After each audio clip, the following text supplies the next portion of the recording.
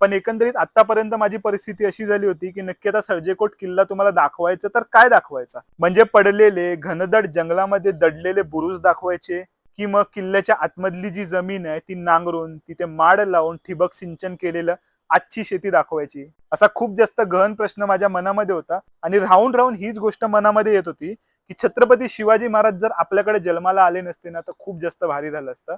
कारण निदान ते युरोपात जन्माला आले असते तर निदान त्यांचे गड किल्ले आणि एकंदरीत त्यांचं हे शास्त्र आहे ना त्याच्यावर अखंड अभ्यास होऊन ह्या सर्व गोष्टी राखल्या गेल्या असत्या, किंवा मग जगाचा इतिहास काहीतरी वेगळा असला असता आणि जगत जेते म्हणून नावारूपाला आले असते. आणि आपलं हे दुर्दैव आहे की आपण या सर्व गोष्टी टिकवू शकलो नाही.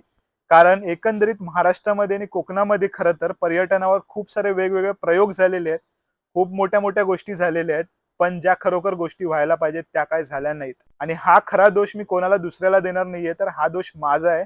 कारण बघा, मी इथे राहून सर्जेकोटापासून फक्त 15 ते 20 किलोमीटरवर माझं घर आहे, पण माझ्या 30 वर्षाच्या आयुष्यामध्ये मी पहिल्यांदा सर्जेकोट किल्ल्याला भेट देत होतो. मी कोणालाही दुसऱ्याला दोष न देता सर्वात मोठा अभागी आणि दुर्दैवी मीच आहे, जो की मी आजपर्यंत छत्रपतींच्या इतिहासाला पाठ दाखवून होतो. म्हणजे मला स्वतःला माझ्या गावातील भगवंत गड हा किल्ला राखता आला नाही तर मी दुसऱ्याला काय सांगणार, नाही का?